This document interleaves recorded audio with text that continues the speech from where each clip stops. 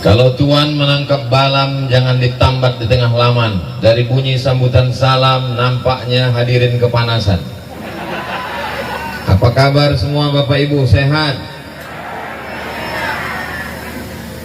Saya tadi sebelum kemari berhadapan dengan 14.700 orang santri, pesantren terbesar di Pulau Sumatera dan pesantren tertua, dibangun oleh Syekh Mustafa Hussein pada tahun 1912,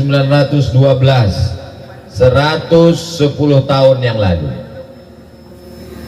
Berarti siapa saja yang ikut membangun pesantren itu sampai hari ini sudah 110 tahun mengalir pahalanya untuk mereka. Siapa orang Mandailing Natal yang paling rugi di dunia?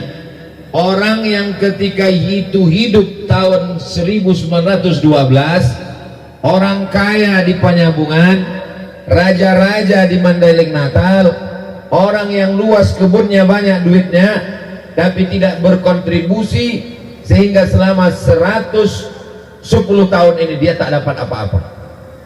Jadi kedatangan saya kemari bukan saya menceramahi Bapak Ibu, tapi abang kelas saya, guru kita semua, Ustadz Wahidin LC, ingin supaya saya dapat amal jariah mengalir sampai hari kiamat. Beliau tahu saya ini adik kelas beliau, akan berangkat menuju kemana kita Bang? Pargarutan. Jadi disinggahkan oleh Ustadz Wahidin supaya saya dapat amal jariah sampai hari kiamat, walaupun yang saya letakkan hanya satu batu saja. Kan sudah saya sampaikan di ceramah saya, tolong jangan ajak saya meletakkan batu pertama, karena banyak batu pertama saya letakkan tak bertambah-tambah batunya. Tapi kenapa di pesantren Al-Furqan ini saya mau? Alhamdulillah, begitu saya letakkan tadi, langsung batu saya itu hilang, ditimpa oleh batu Ustadz Abdul Rahim, ditimpa oleh batu Pak Reza Kapolres, ditimpa oleh batu Pak Erwin Ketua DPRD Mandailing Natal, ditimpa oleh batu Ibu Wakil Bupati Mandailing Natal Ibu Atika. Maka bertambah-tambahlah batu ini, selesai masjid insyaallah. Inilah orang yang paling beruntung. Saya mau setelah selesai acara ini, berbondong-bondong, berduyun-duyunlah orang menelpon Ustadz Wahidin, bertanya berapa batu lagi yang perlu, berapa sak semen, berapa batu bata, berapa kosen pintu, berapa, semuanya mereka tanyakan. Dan ketika mereka menelpon Ustadz Wahidin, setelah itu Ustadz Wahidin pun mengasih tahu ke saya, alhamdulillah Ustadz Somad, setelah peletakan batu pertama kemarin banyak orang menelpon, mau membantu, enggak, bertanya aja.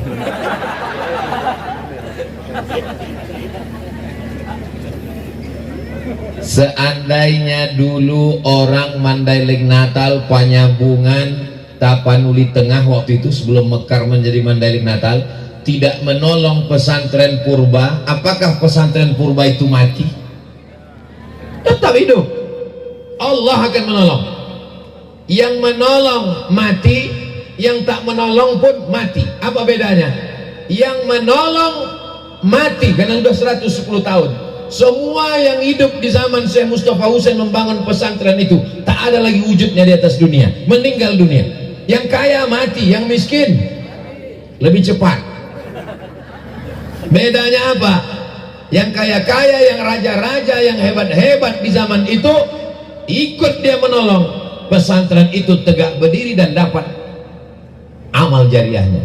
Yang kaya, yang raja-raja, yang sultan-sultan yang tak ikut menolong mati juga dan tak mendapat pahalanya. Bapak Ibu, saya tak ada mengajak. Yang mau tolong silakan tolong, mati mengalir. Yang tak mau tolong tak apa-apa, mati tak mengalir. Mau dapat mengalir apa tak mengalir? Tolong. Anda mau menolong, tidak bawa duit, transfer ke nomor bank muamalah 233 00 12343 jangan sampai malaikat maut datang. Anda perlu Bank BRI karena kesulitan di desa-desa, transfer ke nomor 0627 01 00 786 525. Hubungi nomor kontak berikut ini. Tolong nanti endorse-nya dipotong 1 menit, saya masukkan ke Instagram yang followernya hampir 7 juta itu. Maksudnya yang belum follow lah kira. Insya Allah di sini akan dibangun Masjid Al-Furqan.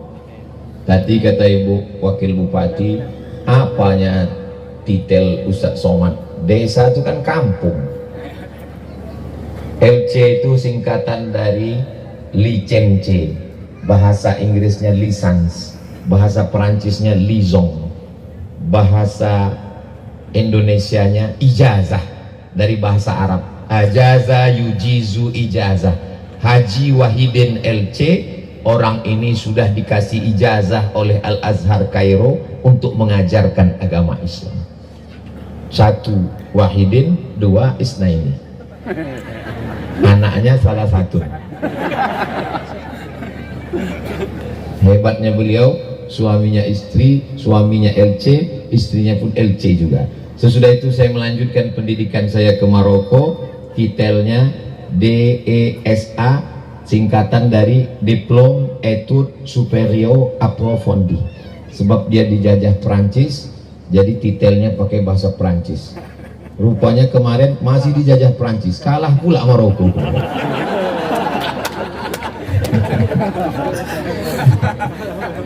Sedangkan PhD Doctor of Philosophy dari University Islamic University Omdurman, sedangkan profesor dari University Islam Sultan Syarif Ali Brunei Darussalam.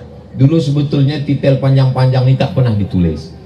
Waktu pulang saya bilang tulis aja Ustadz Abdul Somad, tak usah panjang-panjang, riak itu saya bilang. Akhirnya suatu hari pas membeli koran di Pekanbaru, ada koran di halaman belakangnya itu banyak kali Ustadz jual minyak lintah obat kuat. Jadi akhirnya masyarakat ini tak bisa membedakan mana Ustadz yang pengajian, mana Ustadz yang menjual minyak lintah. Nah, jadi saya bilang gawat ini, nanti saya ikutnya datang orang ngundang saya salah undang. Kalian tulislah LC itu. Awalnya ditulis LCMA. LCMA, lama-lama waktu itu saya belum diajak orang. LCMA itu artinya lagi cemas mencari anak gadis gitu. Jadi tolong ditulis menurut titel negara asli. Titel negara asli di ijazahnya memang ditulis DESA, Diplôme Études Supérieures Approfondies. Memang kalau pas dibaca keren memang, cuman pas tingkat desa. Apalah kau nih sekolah jauh-jauh kampung juga kata orang. Apalah arti sebuah titel? Itu hanya sekedar menunjukkan motivasi supaya alumni Furqan nanti silakan terbang sejauh mata memandang, tapi akan pulang ke Mandailing Natal membawa umat ini ke jalan Allah Subhanahu wa Ta'ala. Mudah-mudahan kita semua berada di jalan Allah. Datang jamaah komplain, enggak Pak Ustadz, saya di jalan Sudirman katanya. Apa yang disampaikan Ibu Wakil Bupati Mandailing Natal tadi mengajarkan kita tentang metode mendidik anak. Kalau oma-oma zaman dulu dibangunkannya anaknya, bangun subuh. Tapi zaman ibu beliau beda, cukup dihidupkannya TV, dihidupkannya YouTube, ustadz yang membangunkan. Dengan canggihnya teknologi, orang bukan makin jauh dari Allah, malah bisa menggunakan itu untuk beribadah. Tergantung orang yang punya handphone. Handphonenya sudah cerdas. Nama handphone yang cerdas itu smartphone. Yang bodoh itu yang punya handphone. Handphonenya udah cerdas. Handphone itu bisa ceramah, handphone itu bisa mengaji, dan uniknya lagi handphone itu setiap waktu sholat azan dia. Yang punya handphone tak pernah ke masjid. Jadi mengkombinasikan antara kemodernan dengan agama, bahwa agama tidak menolak kemodernan, kemodernan tidak anti dengan agama. Inilah yang mau digabungkan, dimatchingkan diintegrasikan. Nama pesantren itu Pesantren Al-Furqan, khusus tahfiz Quran dan modern. Alhamdulillah Ustadz Wahidin menyiapkan dua-duanya, infrastrukturnya, tanahnya, gedungnya, bangunannya, dan sumber daya manusianya. Anak beliau langsung dari Mesir tamat akan kembali, dari Gontor tamat akan kembali. Ada gedungnya hebat, orangnya tak ada. Banyak pesantren model begitu, gedung hebat kosong. Di beberapa tempat saya lewat, saya tanya, ini gedungnya hebat? Iya Pak Ustadz, dulu dibangun Pemda, sekarang ada isinya jin aja semua Pak Ustadz. Ada orangnya hebat, bahasa Arab mantap, bahasa Inggris, kitab kuning, tapi gedung tak ada. Alhamdulillah ini dua-duanya ada, insya Allah gedungnya akan ada. Dan saya minta tolong 10 jari ku angkat, minta tolong kepada masyarakat Mandailing Natal, tolonglah selesaikan bangunan ini, karena kalau tak selesai aku yang malu nanti. Ditanya orang, Ustadz yang Ustadz letakkan kemarin kenapa tak selesai-selesai? Bangsa aku bilang, salah Ibu Wakil Bupati sama Pak Kapolres dengan Pak Erwin itu, karena setelah batu aku itu batu mereka yang di atas. Makanya tadi waktu saya letakkan pertama, tak mau saya sendirian, saya bilang yang lain-lain letakkan juga. Itu caranya biar supaya ada kawan malu, jangan malu sendirian. Intinya sebagaimana kita bersama di pesantren Al-Furqan ini, bersama pula kita dapat amal jariahnya nanti. Anak-anak ini nanti akan membaca Quran bahasa Arab, bahasa Inggris, ada yang jadi gubernur, ada yang jadi bupati, ada yang jadi anggota dewan, ada yang jadi kajari, ada yang jadi kapolsek, ada yang jadi kapolres, ada yang jadi kapolda, ada yang jadi kapolri. Beribadah mereka, kita sudah terbujur kaku. Alumni pesantren Al-Furqan mengadakan reuni akbar tahun 2050 di tanah ini, penceramah Abdul Somad. Saya datang, waktu itu bapak ibu ini udah meninggal semua. 2050 30 tahun lagi saya masih hidup. Nampaknya banyak yang tak setuju. Mati ini kita tak tahu. Saya mati ya tak apa-apa. Saya doa saya tiap malam, Allahumma ja'alil hayata ziyadatan li fi kulli khair. Kalau aku hidup besok pagi, tolong tambahkan hidupku itu bertambah amal baik. Wa ja'alil mauta rahatan li min kulli syarr. Kalau mati aku malam ini, jadikanlah kematian ini membuat aku berhenti dari buat dosa. Doa saya tiap malam gitu. Kalau hidup aku besok pagi, ya Allah, bertambah amal baik. Kalau mati aku malam ini, berhenti aku buat dosa. Saya pun tidur tadi malam, bismika Allahumma ahya wa amut. Tertidur, pas bangun saya tengok Bang Iqbal. Alhamdulillah, berarti aku masih di dunia.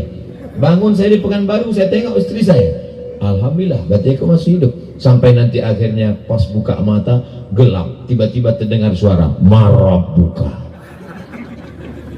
Saat itulah baru semua orang ingin balik kemari. Orang-orang yang mati itu ditanya Allah, apa kata Allah? Mau kalian hidup lagi? Kata mereka, laula akhartani ila ajalin qarib, hidupkan aku lagi ya Allah. Kalau ku kasih kau hidup, kau mau apa? Aku mau ikut membangun Masjid Al-Furqan. Game is over. Permainan sudah selesai, guys.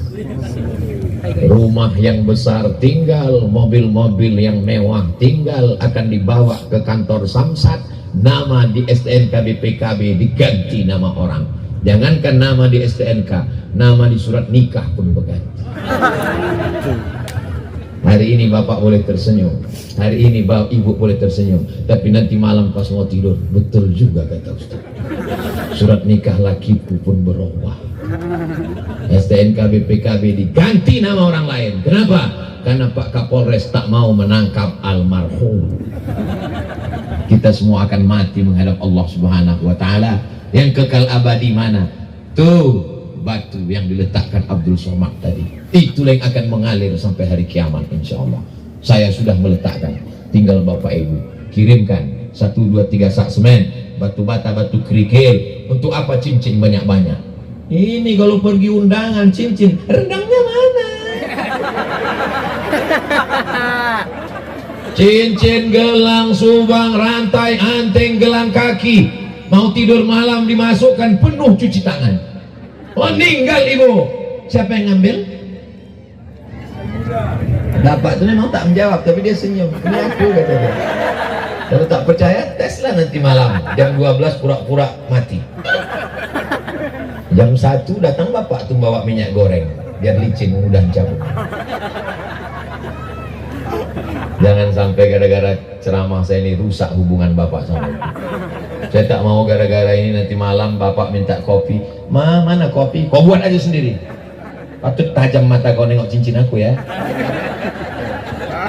Yang saya inginkan adalah supaya kita mendapatkan amal jariah, tak lain tak bukan daripada itu. Mudah-mudahan apa yang kita lakukan ini menurunkan rahmat dan ridha Allah.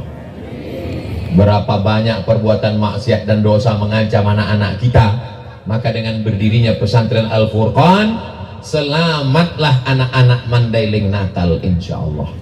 Dalam akidah Ahlus Sunnah wal Jamaah, penghafal Quran, bahasa Arab, bahasa Inggris, lanjut dunia ini, dan kita meninggalkan dunia ini dengan tenang. Mudah-mudahan terwujud semua yang kita cita-citakan. Al-hazihin niyah wa kulli niyatin sholihah. Al-Fatihah.